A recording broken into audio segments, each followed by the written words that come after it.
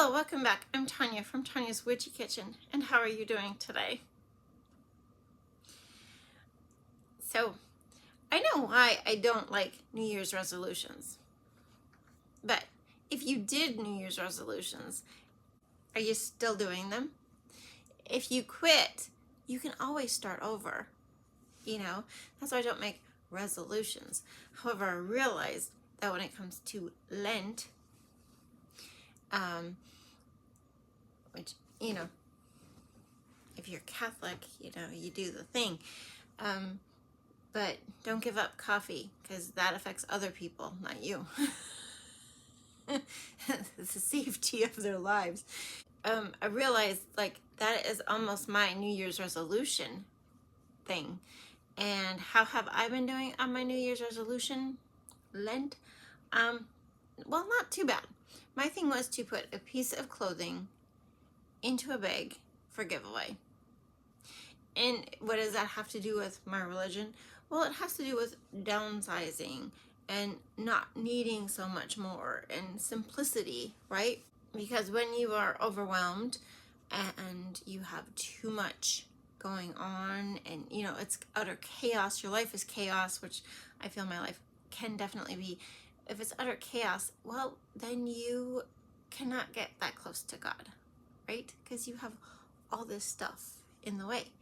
So I figured one way was to kind of declutter my clothing situation. I don't have a lot of new clothes, but it's stuff that, maybe I'll fit into this, or this is my favorite shirt and I'm going to fit into this again, or, it's just a little tight at the sleeves, or it's a little tight at the shoulders, or, one of those things, right? My mother-in-law was a really tiny person before I think it was her fourth child, okay? Very tiny person, and then, started gaining weight. And I think she literally had some of her clothes from when she was that tiny, petite size in her closet yet, because she always thought, well, maybe one day, And I thought about that, and it's kind of really seriously a thing, like, maybe one day, you're gonna put that on my tombstone, maybe one day. But I don't want it to be maybe one day. I want it to be now. Does that make sense? I want it to be now. So yeah, that's been my thing. I'm a week behind. So I'm 7 items out of my closet or stuff that I'm behind. But I've been kind of slowly scrolling through things, okay, let's go through the PJ department, and let's go through the tank top department, and let's go through there were things that I knew, like, just get rid of them, right? I'm not wearing them, just get rid of them. But yeah, so I'm a week behind, but it's kind of it's not a New Year's resolution, but it's a resolution that I guess I do, and I didn't really think of it that way. But if you've started your New Year's resolutions and you quit them, but they were important to you, you can always start up. Don't let the New Year's resolution thing keep you down. You can always restart. Who's keeping track? However, if you have a buddy that can help you be accountable, if it's a good thing, okay, to be accountable, that's a really good place to start. Even if it's just your coworker beside you, and every day they're like, okay, how'd you do yesterday, or whatever, that's the thing. But anyway, today we are done with the Wildflowers and Bees soaps. I know, it just, I don't know where it went. I was like, I ran out of soaps. But there's 2 items that I'm doing special this year for the Wildflowers and Bees. And one is bath bombs and one is a face cream. So today we're going to do the bath bombs. Did you know you can rebatch bath bombs? It's not as easy as it sounds. And let me tell you, if you put something in there like SLS or even citric acid, you guys, you should put a mask on and maybe do it outside. Because if you're going to do it the way I did it, yeah, you're going to get a lot of things in the air, and it's just safer, okay? But anyway, there's a reason I'm rebatching them, but there's other things too. So it's not just rebatching bath bombs. These are the Wildflowers and Bees bath bombs for this season. Yeah, for the spring season. So, I'm so chatty. I missed my video Friday. Did you notice? Yeah, I didn't really care. I was doing taxes. Yep, I got my taxes done to the sacrifice of a YouTube video. So, there you go. But anyway, 3 things. Be kind, be forgiving, be you. And let's go check out this video on bath bombs for the Wildflowers and Bees collection. And to our bath bombs. Now, the first thing I did when crafting this one was, what could I stick in an all things honey bath bomb? Well, obviously, bee pollen. That's bee pollen. Bee pollen is edible. It's good for allergies. And with all the minerals and stuff in there, it's good for skin. So I took some water, and it dilutes really easily in water, especially if the water is warm. And then comes all the powders for the bath bomb.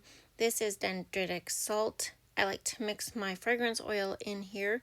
It is actually a kind of preservative for bath bombs also. Really weird, I know, to think of, but salt is a preservative, and this is a special salt, so that makes sense, right? It also helps the scent stick, kind of like some people do the kaolin clay in their soaps, in their fragrance oils. Okay, so kind of the same thing. So I just mix that up first and set it to the side to absorb. And then the regular basic bath bomb things like baking soda. And what else do I add? And it seems like everybody has pretty much close to the same thing. Did you notice that? You know, this is Epsom salt. I like to add salts to my bath bombs. And some arrowroot powder. I used to put cornstarch, but after finding out that corn feeds skin rashes and stuff like that, parasites, things on the skin, I took that out. That last thing was honey powder. It's sweet, it's edible, but it's going in here because honey has good benefits for the skin too. And just some oil, and then my distilled water is mixed in with the bee pollen, which didn't totally dissolve, so I left the chunks in the container itself. So then mixing everything together except the citric acid. Now, there was a girl, and I was really interested in her YouTube video for a few hours, and she must just do bath bombs. She's obsessed with bath bombs, and she's very good at bath bombs, and she has some really good ideas. That is a bee pollen bath bomb that goes in the little gift boxes. So it's whole bee pollen.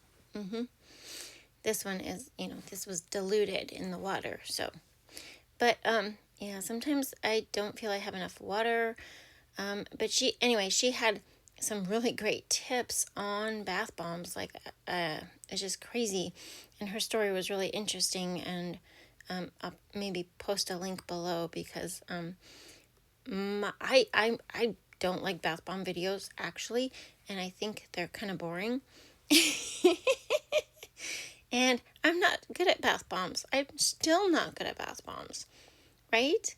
Like, I don't know what it is. But she also said, like, lately, since I switched to arrowroot powder, I get more cracks in mine, which I will show you, which is really super weird. But she says a lot of it has to do with different things, like too much water, too little water, too much oil, too little oil, not packing enough and packing too much, which tells me basically bath bombs are finicky as all hell.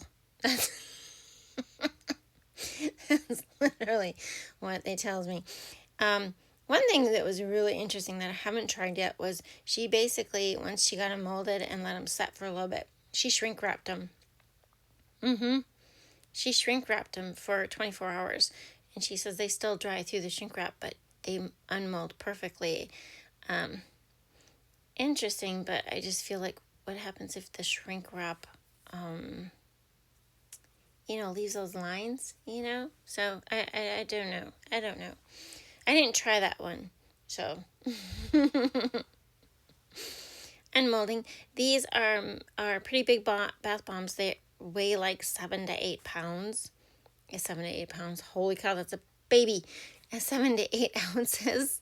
I know some people are like, these are my large ones, and they're like 5 ounces. My baby ones are 4 to 5 ounces. These are my big ones. They are 7 to 8 ounces. So they hold quite a bit. So, yep, I just pound on them. They're not a stainless steel. If they were stainless steel, that'd be great. But maybe these are stainless steel. Those are not. But I made 4, as you can see. And now we're to the rebatching. If you are rebatching, please wear a mask because the citric acid is not supposed to be breathed in. But so do you see my cracks on the bottom there? Yeah. So you can use a strainer like this, but if you wait too many days, which I did, the strainer works. It does work. Okay, and you just kind of shred it like you do soap. I actually ended up using the soap shredder, the cheese shredder that I use for soap. I actually used it for that. That worked a lot better, but my bombs have also been sitting out for 2 days, 3 days, 4 days. I can't remember. But this is what I did. So this is what you rebatch. You basically, I could have took it out to the garage and beat it with a hammer. I guess that would work too. But this gives you a finer solution to start over with. See the cracks? Yeah, they're pretty, deep. And so many various reasons that it was, it could be anything. We can blame it on the dogs barking while they were setting up. Now, one thing about rebatching or redoing your bath bombs is it actually takes more liquid than it did the first time. Well, when you think about it, obviously your fragrance oil isn't in there, so it should take more. I do not put polysorbate 80 in my bath bombs. I don't like the product.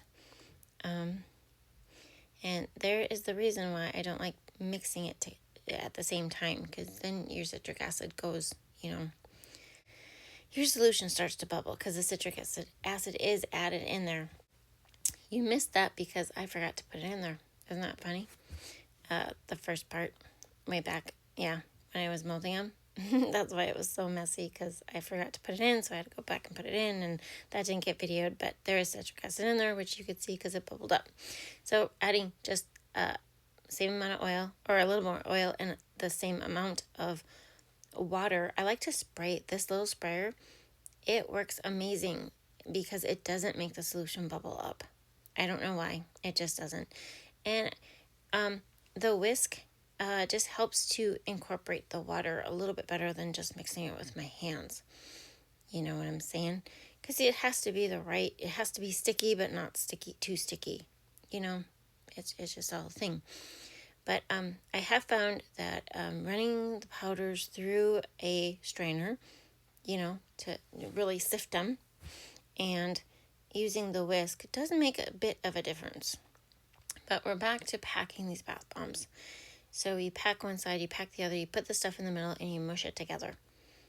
That's the best. That I found that I can make a perfect bath bomb that way.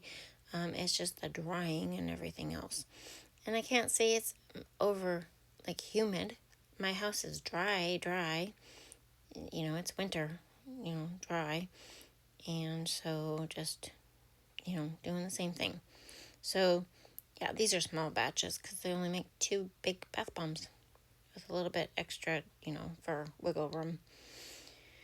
And you pound each side and you get it out of there. And so to unmold, I let them sit in the mold for 15 minutes to 30 minutes, and then I flip them in the mold again, and then I set them where they're going to stay for the next 24 hours. Yeah. Wasn't that fun? They probably did not need any more water, but I don't know. I just felt they weren't sticking enough. And that's why I don't like bath bomb videos. They're just so boring to watch, you guys. I guess I don't do a lot with my bath bombs either. Most of them are white. If they're colored, it's not with mica. It's usually with a clay, which you will see coming up because the sugared berry and rhubarb is pink. It has rose clay in it.